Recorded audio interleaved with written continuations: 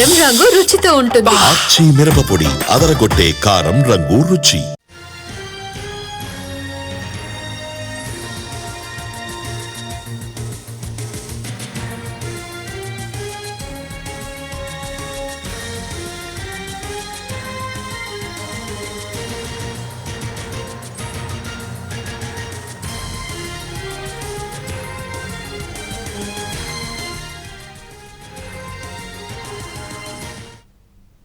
Mithun Reddy remand పై వాదనలు ముగిశాయి. కాసేపట్లో న్యాయమూర్తి ఆదేశాలు ఇవ్వనున్నారు. మిథున్ రెడ్డి రిమాండ్ రిపోర్ట్ లో కీలక అంశాలు ప్రస్తావించింది సిట్. ఏపీఎస్బీసీఎల్ కేంద్రంగా కిక్ బ్యాక్ల కోసం ఒక బృందం పనిచేస్తుందని, ప్రముఖ బ్రాండ్లను కాదని కొత్త బ్రాండ్లకు ప్రాధాన్యం ఇచ్చారని వివరించింది సిట్. సాక్షుల వాంగ్మూలాలు, ఆర్థిక లావాదేవీల ఆధారంగా భారీ కుట్ర జరిగినట్లు అనుమానం వ్యక్తం చేసింది. ప్రభుత్వానికి సుమారు 3,200 కోట్ల నష్టం కలిగించినట్లు అంచనా వేసింది సిట్. డిస్టిలరీల నుంచి మద్యం కొనుగోలులో 12% నుంచి 20% వరకు ముడుపులు డిమాండ్ చేసినట్లు ఆధారాలు లభించాయని, ఆ నిధులను షెల్ కంపెనీల ద్వారా మనీ లాండరింగ్ చేసినట్లు స్పష్టమవుతుందని రిమాండ్ రిపోర్టులో పేర్కొంది సిట్. ఈ కుట్రకు ప్రధాన రూపకర్తగా మిథున్ రెడ్డి వ్యవహరించారని చెప్పింది. మద్యం కొనుగోలు విధానాలలో కీలకమైన మార్పులు చేయడంలో మిథున్ రెడ్డి పాత్ర ఉందని, ప్రభుత్వ అధికారులకు పదోన్నతులు కల్పిస్తామని హామీ ఇచ్చి వారి సహకారం పొందినట్లు తెలిపింది. ఇక దర్యాప్తు కోసం మిథున్ రెడ్డిని కస్టడీకి ఇవ్వాలని కోరింది సిట్.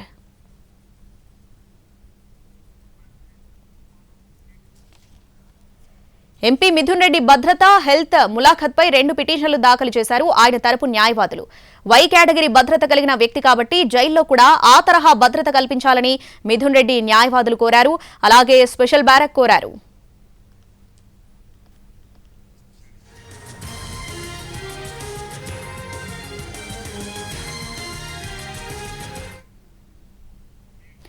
మిథున్ రెడ్డి రిమాండ్ పై వాదనలు ముగిశాయి. కాసేపట్లో న్యాయమూర్తి ఆదేశాలు ఇవ్వనున్నారు. దీనికి సంబంధించి పూర్తి అప్డేట్స్ మా ప్రతినిధి శ్రీకాంత్ లైవ్ లో అందిస్తారు. శ్రీకాంత్, వాదనలు అయితే ముగిసినట్టుగా తెలుస్తుంది. అసలు ఎటువంటి వాదనలు జరిగాయి, డీటెయిల్స్ ఏంటి?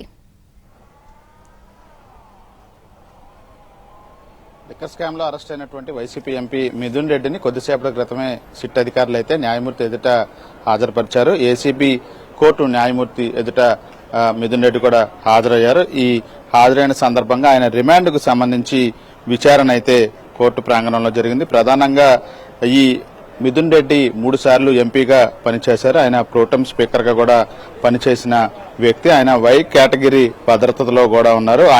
ఆయనకి ఏదైతే జైల్లో రిమాండ్ విధిస్తే జైల్లో కూడా వై కేటగిరీ భద్రత అనేది కొనసాగించాలని మిథున్ రెడ్డి తరపున న్యాయవాదులు కూడా ఈ వాదనల సందర్భంగా అయితే చెప్పారు. మిథున్ రెడ్డి రిమాండ్ ని సూత్రప్రాయంగా మాత్రమే మిథున్ రెడ్డికి సంబంధించిన న్యాయవాదులు వ్యతిరేకించారు.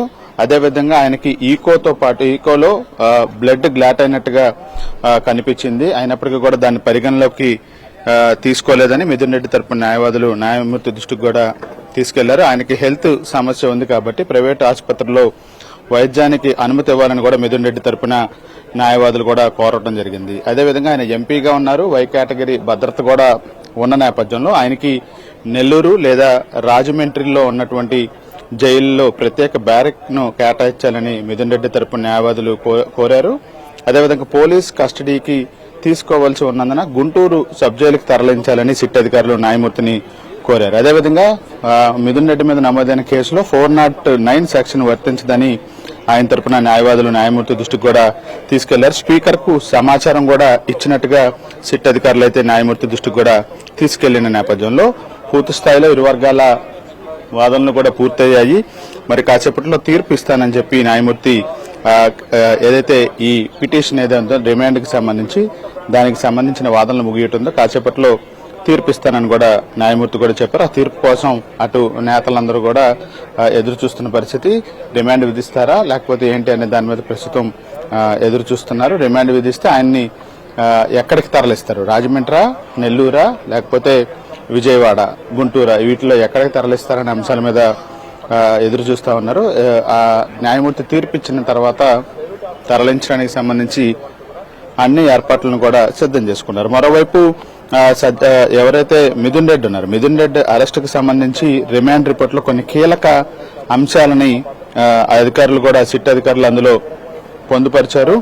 మొదటి నుంచి కూడా ఈ కేసుకు సంబంధించి సూత్రధారిగా మిథున్ రెడ్డి ఉన్నారు అనే అంశాన్ని చెప్తున్న సిట్ అధికారులు అదే అంశాన్ని మరోసారి రిమాండ్ రిపోర్ట్లు అయితే స్పష్టం చేశారు. స్కామ్ లో మిథున్ రెడ్డి నేరం చేసినట్టు ప్రాథమికంగా గుర్తించామని చెప్పారు.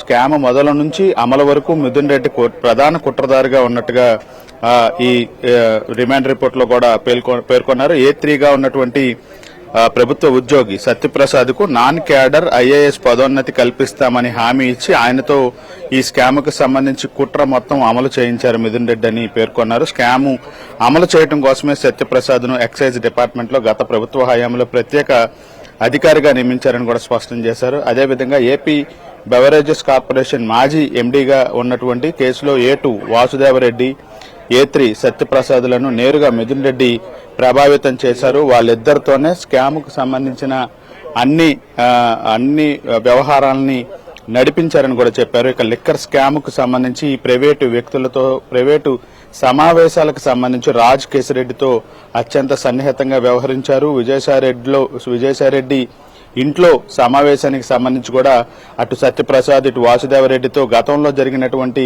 అంటే 2014 నుంచి 19 వరకు జరిగినటువంటి లిక్కర్ సేల్స్ కి సంబంధించిన అమ్మకాల వివరాలన్నింటినీ తెప్పించుకొని వాటన్నిటినీ అక్కడ ప్రైవేట్ సమావేశాల్లో డిస్కషన్ చేసిన తర్వాతే డిస్టిలరీస్ నుంచి 50 నుంచి 60 కోట్లు వసూలు చేయడానికి ఒక కుట్రని అక్కడే మిథున్ రెడ్డి తీసుకున్నారనే అంశాన్ని కూడా స్పష్టం చేశారు. ఈ ఇద్దరు